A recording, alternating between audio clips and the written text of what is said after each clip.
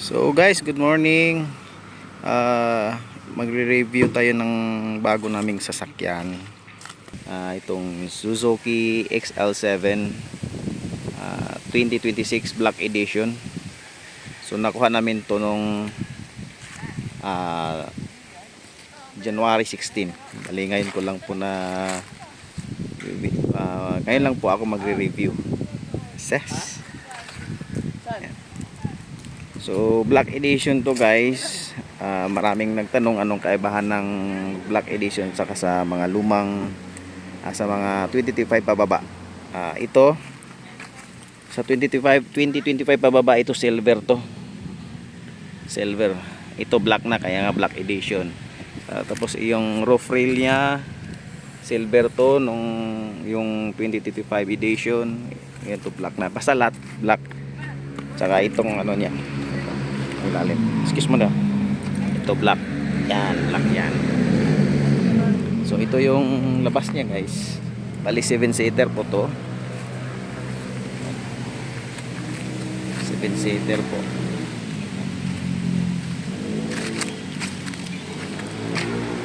So bali yung side mirror niya is automatic na rin to. Automatic na rin to ma-fold. So, ito po yung loob niya guys. Gamit na dito kasi kami ngayon sa Amadeo. Magka-camping kami. Ito yung loob niya. Ito yung interior. Pasok tayo sa driver seat.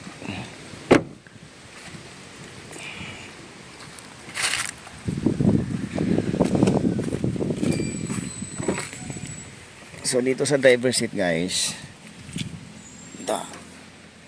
sakto lang talaga. Yung height ko is 5'5". Yung headroom niya is sa akin isang dangkal lang. So, ito yung infotainment, 10 inches infotainment system niya. So yung aircon niya, yan. So ito yung loob niya guys. So may salamin to, may ilaw. Yan naman yung sa likod niya guys. Lipat tayo sa likod. Lipat tayo sa likod.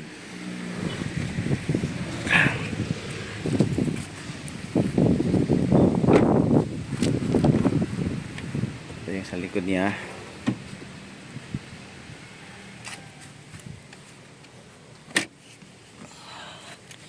Turong natin.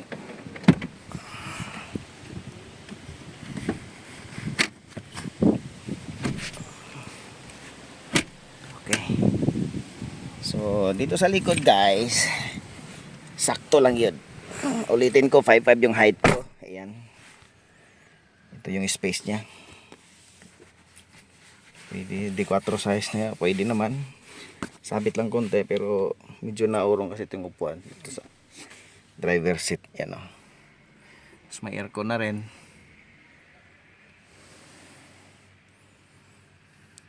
Yung nga pala guys, yung infotainment niya is ano na po. May Apple CarPlay at saka Android Auto CarPlay. Correct me if I'm wrong kung tama ba yung pagkabigkas ko. So ito naman yung third row seat niya. Kasya dalawa. Dito dalawa at tatlo. Kung dalawa lang kayo sasakay, may armrest. May armrest ya. Yun. May armrest. And then, ano pa?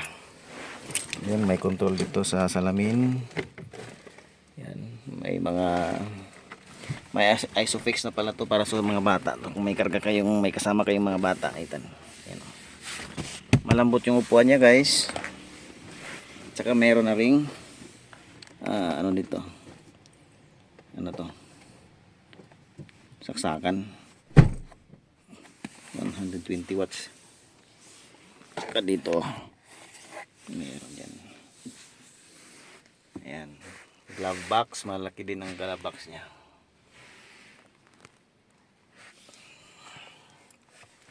So yan lang guys, yan lang po yung interior nya, yung sa loob.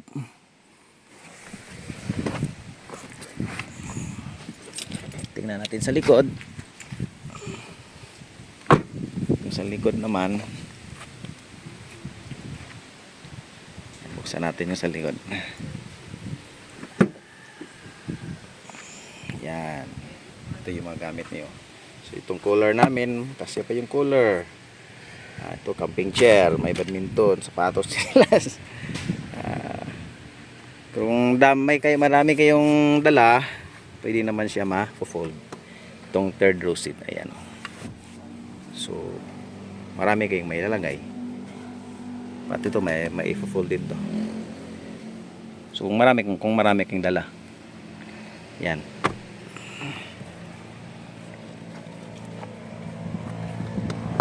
Yan. Basta pwede yan.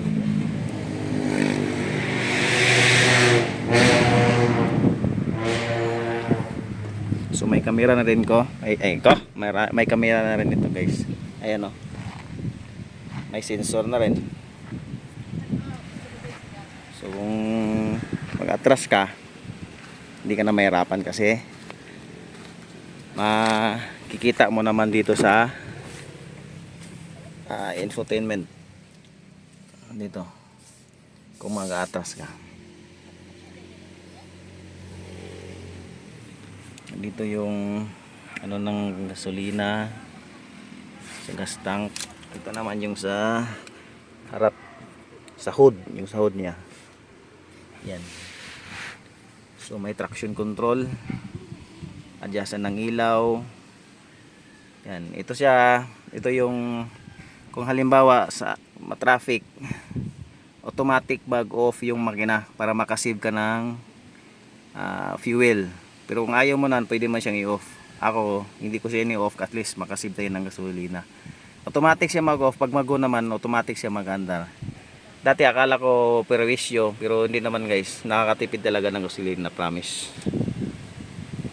Yan. So may cord na. Kasi sinaksak ko yun ng ano. Pwede ka din magcha-charge ng cellphone diyan. So ito, guys, ikot ko lang. Suzuki XL7 2026 Black Edition.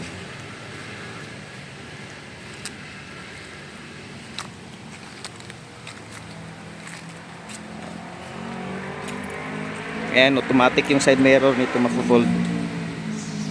Ayan, oh, yan. So nilak na yan. Ito silver to, so mga 2025 pababa. Ito silver to siya. At saka ito. Ito. At saka yung sa harap din. Ito, silver to. Ito silver yan.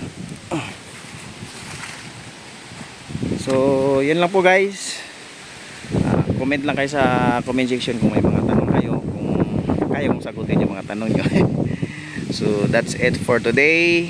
Maraming salamat sa panonood. Pasensya na, ako ay Bisaya kung medyo ano yung pagkatagalog ko.